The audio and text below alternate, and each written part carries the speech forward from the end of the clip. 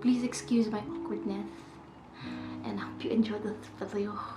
Hi guys, it's Rachel. In today's video, I'll share some of my experiences being an international student here in Canada. Gusto ko lang sabihin yung disclaimer ko, guys. I know na unique yung pinagdaanan ko experience being here in Canada.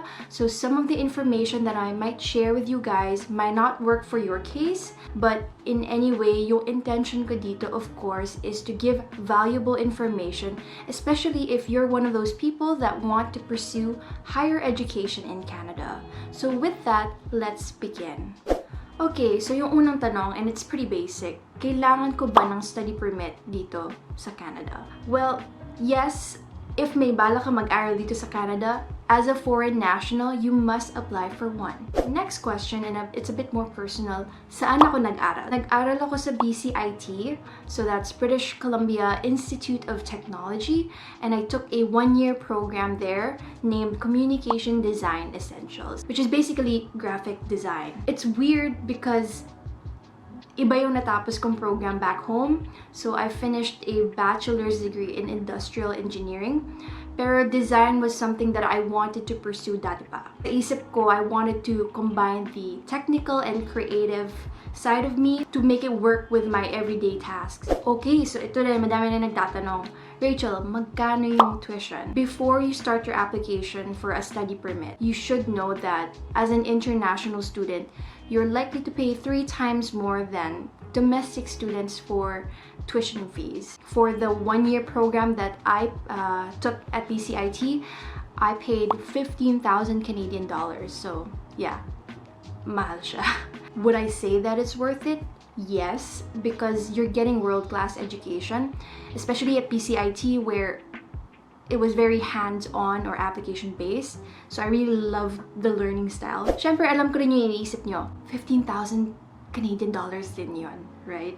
And that money could be used for something else. For example, with that amount, makakuha na ako ng master's degree or take up even a bachelor's degree, another degree, right? Of course, lahat naman may opportunity cost. And to this day, I'm still grateful for the education that I received there. Okay, so another money-related question here. Magkano yung nagastos mo for the study permit application? The application itself only costs 150 Canadian dollars. But syempre, may mga underlying layers dito of expense. So for example, like yung medical exam, yung biometrics fee, yung English or IELTS exam nyo, all of that has its own cost. I'll probably break it down in a separate video. So tune in for that. Another good question, gaano katagal yung study permit process? So how long did it take me to plan this whole study permit application? I'd say about a year and a half. So backstory, matagal ko nang scout yung Canada as a place for me to pursue higher education. But the thing is, I needed to finish my 5-year degree program back in the Philippines. Only when I graduate will I be able to apply to another program here in Canada. Dahil doon, medyo na-delay yung application process ko. You know, the timing worked out really well for me kasi it gave me enough time to do my research, get a feel of what I need to prepare for before coming to Canada, and of course, para mas maging confident din ako with my decision to move here. Next question here is, pwede bang magtrabaho habang estudyante ako dito sa Canada? And the answer to that is absolutely pwede. Pero as a full-time student, you're only allowed to work 20 hours per week. So keep note of that. You can work full-time on scheduled breaks like Christmas or spring break, which means that you can work 35 hours per week or more. From my experience, yung first 3 months ko as a student here in Canada, hindi ako nagtrabaho kasi I wanted to see how well I adjust to their academic setting. And so yung na-feel ko na medyo kaya ko na i-juggle yung school and work, dun na ako naghanap ng job. And guys, I know na nakaka-tempt mag-earn ng money during this time, but please try not to go beyond your 20 hours per week on your academics during your academic sessions, especially if you want to apply for PR or permanent residency in the future. Another good question here, pwede ba akong lumabas ng Canada or bumalik sa Pinas during my studies? Yes, you can. as long as may valid visa ka, pwede kang bumalik or pumasok sa Canada. Para lang siyang relationship, pero hindi lahat pwede balikan. Daming alam. In my personal experience, di ba, I started school in October 2017, pero bumalik din ako sa Pinas noong December to spend time with my family during the Christmas holidays. Okay, so another good question here. Madali lang bang mag-adjust sa school setting mo here in Canada? Sasagutin ko to in two ways. If you mean yung school curriculum, then yes, madali lang for me. Is that a bit mayabang to say? Hindi naman ako nahirapan sa course load. Maybe because mas naging stressful sa akin yung engineering.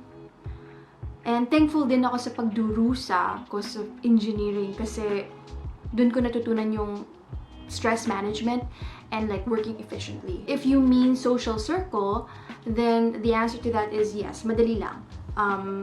Dahil multiculturally diverse yung Canada, it was easy for me to interact and meet people. Which brings us to the next question. Madali lang ba yung IELTS exam? So for those of you that don't know, an IELTS exam is a English proficiency test.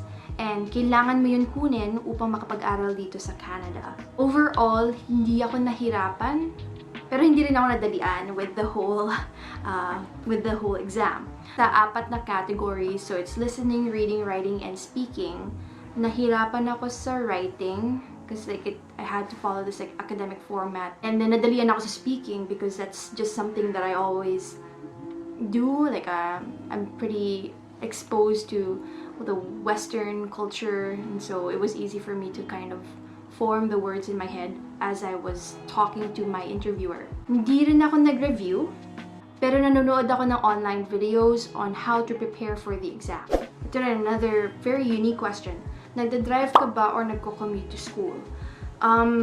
So I had the privilege of driving back and forth to school when I was in the Philippines. Pero syempre, nagbago lahat nung lumipat ako sa Canada.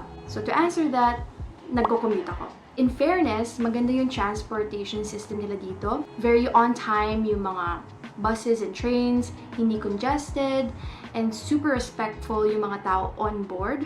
And I think yung nagustuhan ko din, meron silang application called Transit app. Baka pakita ko dito. Doon ko nalalaman yung way to get to school, yung commute time ko, yung schedule ng buses and trains in real time. Super helpful siya for me kasi it felt like a no-brainer. It was so easy to get around the metro. Okay, so last question tayo guys. Ito na. Gusto ko magtrabaho pagkatapos mag-aral dito sa Canada. Ano yung magiging next step? Well, good news here is that after you complete your studies, pwede ka makapag-apply for a post-grad work permit. Ito yung ginawa ko when I finished my studies here at BCIT. Basically, this work permit allows you to gain valuable work experience in Canada. Catch lang here is that kung ano man yung length ng study program mo, yun din yung i-issue nilang length for your work permit. So, for example, I took a 1-year program, so 1-year open work permit lang yung nakuha ko. The longer you study, the longer you get to work here. Okay, so medyo napapatagal na yung usapan guys, pero hopefully nakatulong ito sa inyo. Kung meron man ako na-miss, please feel free to comment down below and I'll try to get back on you with kung ako na-miss, please feel free to comment down below and I'll get back to you on that. Again, maraming salamat sa pag-tune in and I'll see you in the next video. Cheers! I'm trying to film. Bye! May isa pang langaw dito guys. So, ay, dalawa na sila. Shit! Pag may narinig ko yung buzzing sounds, yan yung mga kaibigan ko. So,